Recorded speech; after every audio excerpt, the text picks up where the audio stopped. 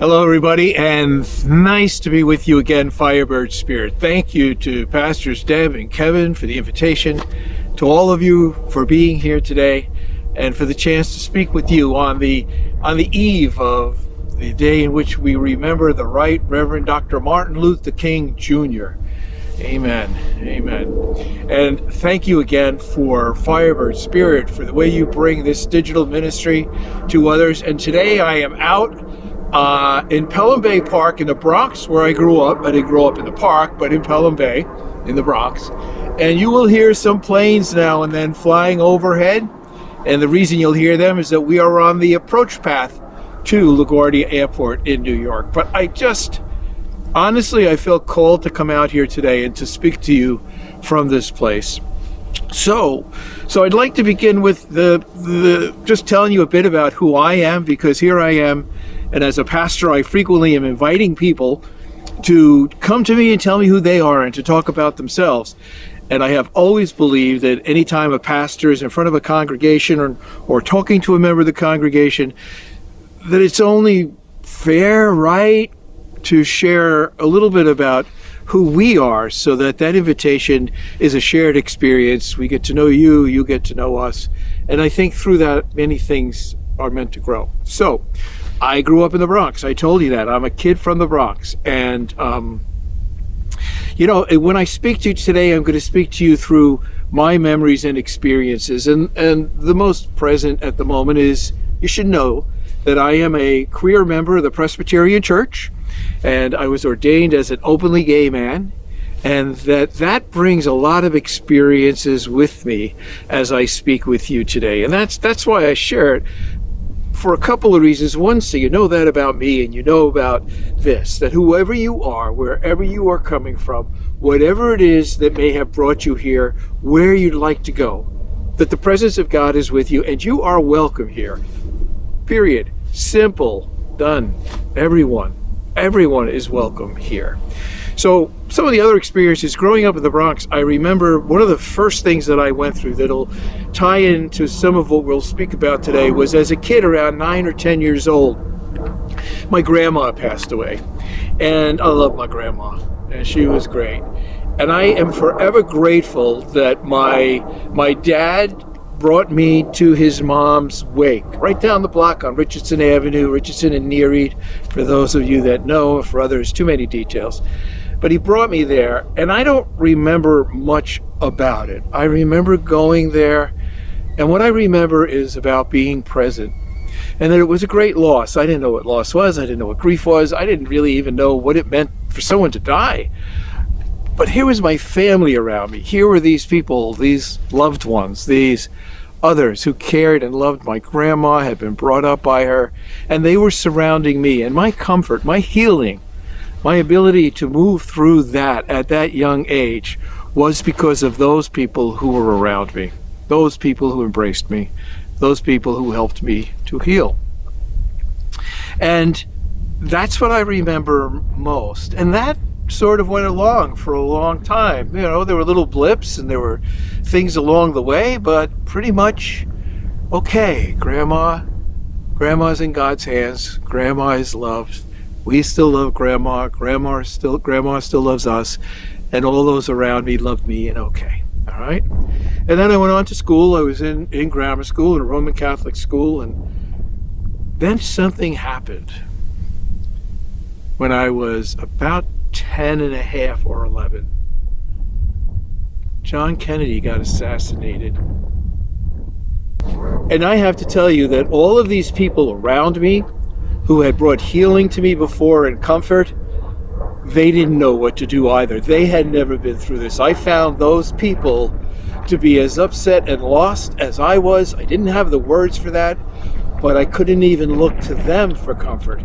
They didn't know how to talk about it. And it was my first experience with that type of grief and healing that did not follow. Healing that did not come because of those around me. In fact, looking back on it, thinking about how it felt like things would never, ever be the same. And I learned about pushing things away. We all learn about that sooner or later. So I pushed things away a little bit because I didn't know how to deal with it, and so that's what I did.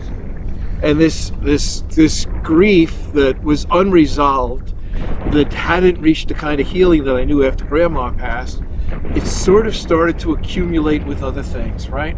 JFK was followed by Martin Luther King's assassination and RFK's assassination. And these things that followed, they seemed to mount. And as they mounted, the grief was not matched with an equal amount of healing. And the grief seemed to stay there for a while. It didn't know where to go. I hadn't grown enough to understand that you walk with your grief and you find a place for it. All I knew is that I was sad about these things. And the only way I was no longer sad was to forget about them, not deal with them. And so these experiences taught me in a way, without realizing I was being instructed, that grief doesn't necessarily go away unless there's something around it to embrace it, to love us, to help us through. It accumulates. And when it accumulates, as it did in that, and through many other things, there were many other things, Vietnam War, the experiences in your life that you went through that caused you grief, and perhaps that to this day you still haven't experienced healing, they just mounted. And so when it mounts, it turns into grievance. It turns into anger. When there isn't any healing, it makes you feel like something is clouding everything. That grief gets stuck there. And so, in today's gospel, it's the Sunday, 2 Sundays after actually just a Sunday after Jesus' baptism. And he's walking through his neighborhood, and people are starting to talk about him, and he's starting to talk to them. And they're getting this idea that there's something about him, something. And so a couple in this reading today are following him. Pretty close, I think, right? And so Jesus turns around and says, "What are you looking for? What are you looking for?" I don't think they said love. I don't know. I think, though, knowing a little bit about what it was living in that time, in many ways similar to living in this time with a lot of the things that are going on, they were looking for healing. They had had enough grief. They had had enough sorrow. They had had enough loss. They had had enough depending upon those around him who either no longer could help them, or those who were leading had no interest in helping them unless there was some kind of a payback. There were some, of course. I think they were looking for healing, that new start inside from the heart, like I knew where my grandmother was living. And Jesus didn't say to them, "Well, here you go." In fact, he didn't say much until they said, "Where are you going?" "Over there. Come on." And they followed. And the reading tells us they spent the time with him that day. There was something about him that drew them in. There was something about him that said, maybe this is the one that can help with this thing. And I still think Jesus is still the one that can help with this thing. In fact, I think that's exactly what Martin Luther King did when he followed this Jesus through those many paths and thresholds that he went through and experiences. Because he made a statement. He said, "I have decided to embrace love because hatred is too hard. It's too hard to hold hatred." And yet,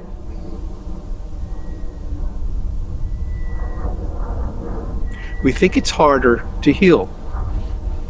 We live in a time where these accumulated grievances and turned into grief and into anger, and we don't know what to do with the anger. So now we come at each other, and we're at each other all the time. And you're on this team, and I'm on that team, and you're right, and we're wrong, and this and that. We have lost the ability to talk to each other in many ways.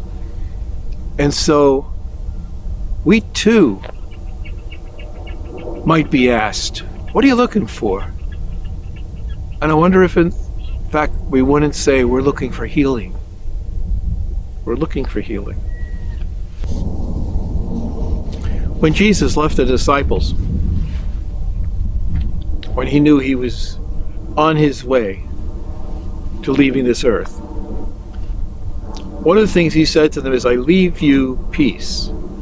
Not as the world gives you peace, but as I give you peace, my peace.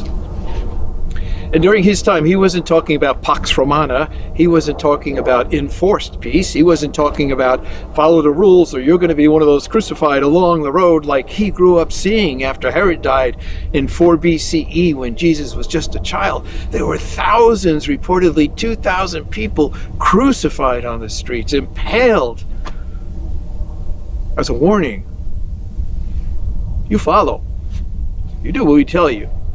And if you don't expect anything better than this. So he knew. And he knew that peace wasn't real peace. And so he offered them what he knew as peace of the day, the word shalom, the wholeness, the presence of God, the healing that we all deserve and that is there for us. And I don't want to suggest that we don't have healing in our lives. I think we do. And we have love in our lives. I think all of you do. I know you do. I know without knowing you that you're taking care of people. You're doing the things you need to do for your family. You're going to work and doing a good job each day. If you need help, someone needs help, you're there. You have people around you. I hope you have people around you that can comfort you and who you can comfort when they need it. And so I'm not talking about we're somehow in this void of endless sadness and despair and grief. No. I am saying that to recognize that healing is directly connected to love is what I hope we will look into ourselves to see. And I mean it in this way. You know, Jesus said, I didn't come here to change the laws. I came here to enforce them. He was not talking about making his own laws. He was talking about getting people back to the Torah, the practices and the teachings of the Torah, which said, you care for one another. You help each other when you need help. You welcome the stranger. You visit people in prison, not just because they're lonely. The truth is, because if you didn't, they didn't get fed. Romans didn't have food service. To care the widows. And he saw around him, all around him, this new unwritten behavior, this aberration of what the teachings of the law were. And he said, how dare you? How could you? What are you doing? Have you forgotten who you are? So he came to bring people back to who it is we are. People who have that compassion, that embrace of others when they need it, the help, the love, the trust in God. When he said, love God with all your heart and all your soul and all your might, and in the answer to the scribe's question about the important commandments, after he gave that one, he said, and the second is like it. Love your neighbor as yourself. I have always thought that it's not the love of God that we're having trouble with. It's not the love of neighbor we're having trouble with. We're having trouble with the love of self. How do we love each other enough so that when we reach out to somebody, we can love them in a way that reflects the love we have for ourselves?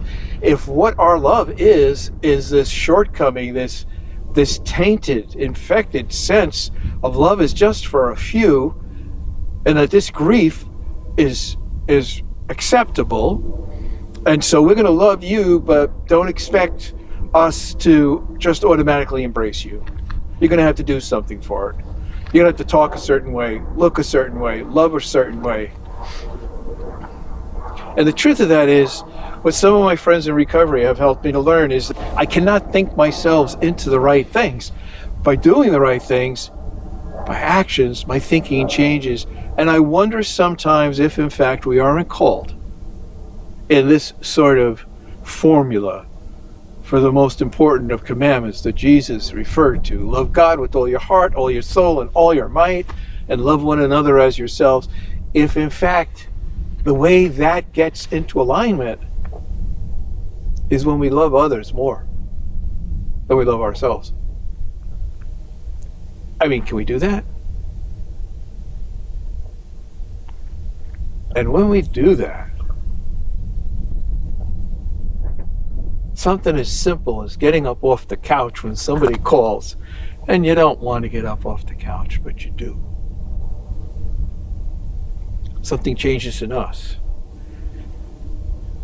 And the opportunity for healing, the opportunity to be touched by love, but at the same time to practice the love of God that was present in Jesus Christ that was brought to us, we now bring that to others.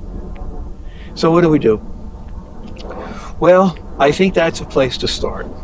Place to start is to pay attention, not that you're not, but it's just me talking, okay? So pay attention to the fact that maybe we need to look a little more how we love ourselves better by loving others more.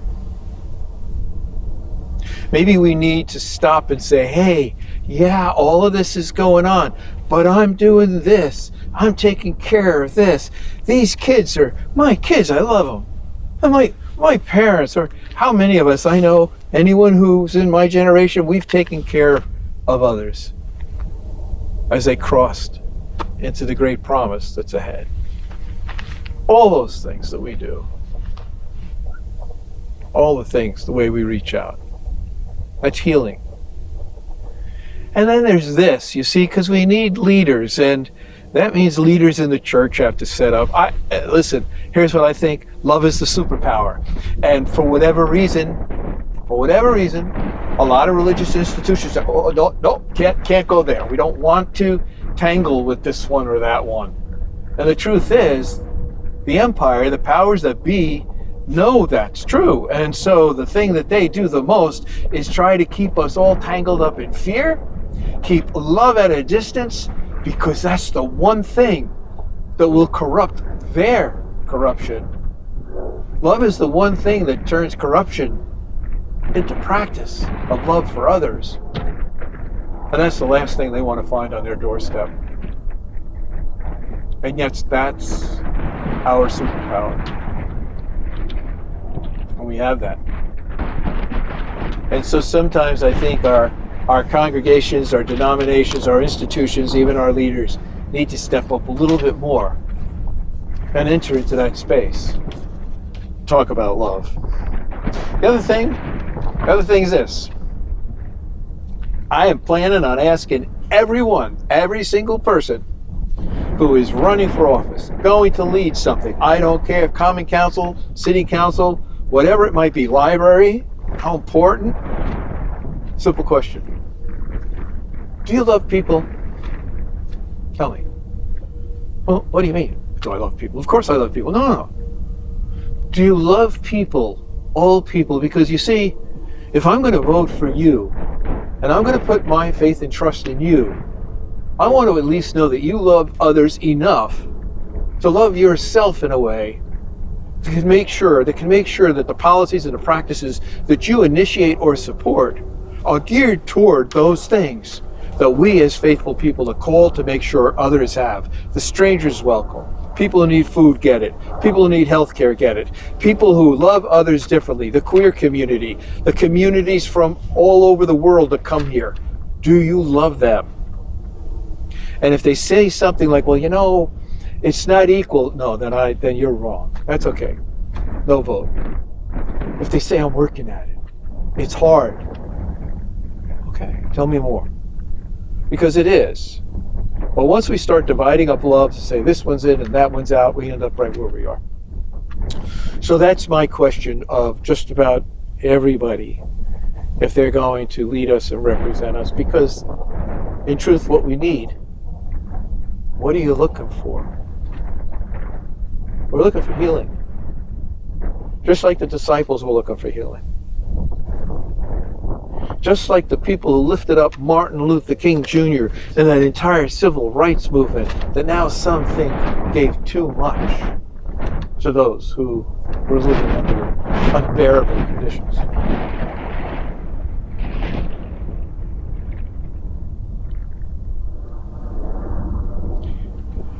And so, I'm going to answer this question for you. Do you love people? I know you do. Let's just make sure that those who are going to represent us do as well. Thank you, everybody, from this little bit of an island here in the Bronx. I'll turn this camera around a little bit so you can see what this looks like and what I walked over to get here. I just hope I can get back. I actually timed the low tides, but this is what it looks like out here.